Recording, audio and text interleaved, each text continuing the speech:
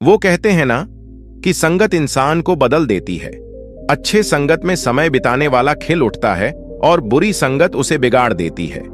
आज की कहानी भी इसी पर आधारित है, संगत का असर। दो तोतों की कहानी जिसमें छुपा है एक ऐसा सबक जो हर किसी के जीवन को सोचने पर मजबूर कर देगा।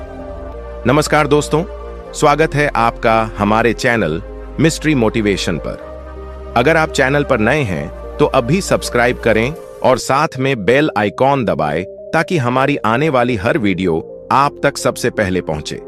तो चलिए आज की कहानी शुरू करते हैं। बहुत समय पहले की बात है। एक राजा था, बुद्धिमान, न्यायप्रिय और अपनी प्रजा का सच्चा हितैषी। वह हमेशा यह सोचता था कि उसके राज्य के लोग और बच्चे अच्छे संस्कारों और सीख के बीच पले बढ़े। एक दिन उसने अपने राजकाज से कुछ समय निकालकर जंगल की सैर पर जाने का निर्णय लिया। राजा का काफिला घने जंगल के रास्ते से गुजर रहा था। तभी अचानक जंगल की शांति को चीरती हुई आवाज आई, मारो मारो, लूटो लूटो। राजा चौंक गया। उसके सिपाही तुरंत सतर्क हो गए। चारों ओर नजर दौड़ाई गई तो देखा एक पेड़ की डाल पर एक तोता जोर जोर से चिल्ला रहा था। राजा को अपने कानों पर विश्वास नहीं हुआ। वह मन ही मन सोचने लगा, तोते तो अपनी मीठी बोली के लिए जाने जाते हैं, यह गालियां क्यों दे रहा है, लूटपाट की बातें क्यों कर रहा है। राजा को क्रोध आया और उसने सिपाहियों को आदेश दिया, इसे पकड़ो। लेकिन जैसे ही सिपाही आगे बढ़े, तोते की आवाज सुनकर कुछ डाकू जंगल की ओर बढ़ आए। वे धीरे धीरे पेड़ों के बीच से बाहर निकले। उनके हाथ में लकड़ी और पुराने हथियार थे और वह तोता उड़कर कहीं दूर चला गया। राजा और उसके सिपाही एक क्षण के लिए चौंक गए, लेकिन काफिला तुरंत सतर्क हो गया। राजा ने सिर हिलाया और काफिला सुरक्षित रूप से आगे बढ़ गया। लेकिन इस घटना ने उसके मन में एक गहरा असर छोड़ दिया। कुछ ही दूरी पर राजा एक सुंदर आश्रम के पास पहुंचा। चारों ओर हरियाली थी, फूलों की महक फैली हुई थी और वातावरण बेहद शांत था। जैसे ही राजा आश्रम के द्वार पर पहुंचा, वहां एक और तोता बैठा दिखाई दिया। लेकिन इस तोते की बोली सुनकर राजा हैरान रह गया। तोते ने मधुर स्वर में कहा, स्वागतम स्वागतम महाराज, आपका हार्दिक स्वागत है। राजा के कदम वहीं रुक गए। वह सोच में पड़ गया। वही हरा रंग, वही आकार, वही जात, लेकिन आवाज में जमीन आसमान का अंतर। उसी समय आश्रम के ऋषि बाहर आए। उन्होंने राजा को देखकर हाथ जोड़कर कहा, आइए राजन, आपने हमारे आश्रम में पधारकर इसे पवित्र कर दिया। राजा का आदर सत्कार किया गया। राजा बहुत प्रसन्न हुआ, लेकिन उसके मन में एक सवाल अभी भी था।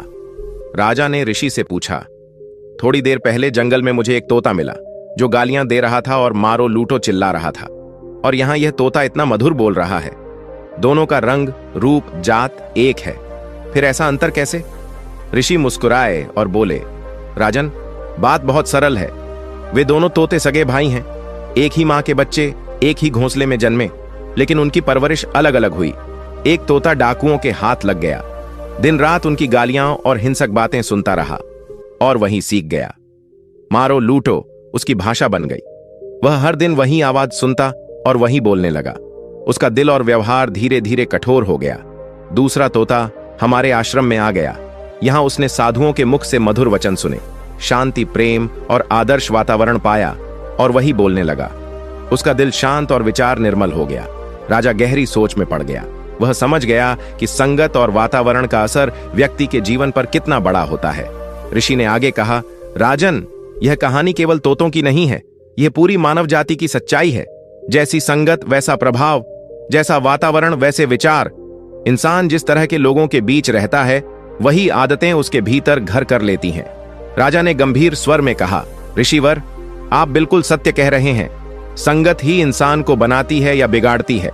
राजा ने प्रण लिया, आज से मैं अपने राज्य में यह ध्यान रखूंगा कि बच्चे अच्छी संगत में रहें, ताकि उनके विचार शुद्ध हों और उनका भविष्य उज्जवल बने। ऋषि ने उसे आशीर्वाद दिया। राजा ने प्रणाम किया और अपने महल की ओर लौट गया। लेकिन ऋषि की बातें उसके हृदय में हमेशा के लिए बस गईं। दोस्तों, कहानी यहीं समाप्त होती है, लेकिन सोचने वाली बात अब शुरू होती है। हम किसके साथ उठते बैठते हैं, क्या सुनते हैं और क्या सीख रहे हैं? क्योंकि संगत का असर हमारी सोच, हमारे शब्दों और हमारे जीवन को गढ़ता है। सोचिए, क्या हमारी संगत हमें मजबूत और अच्छे बनाती है या हमारे भीतर बुराई और कड़वाहट भर रही है? अगर आपको यह कहानी पसंद आई हो तो इसे लाइक, शेयर और सब्सक्राइब जरूर करें। फिर मिलेंगे एक नई कहानी के साथ। तब तक के लिए खुश रहिए, मस्त रहिए। धन्यवाद।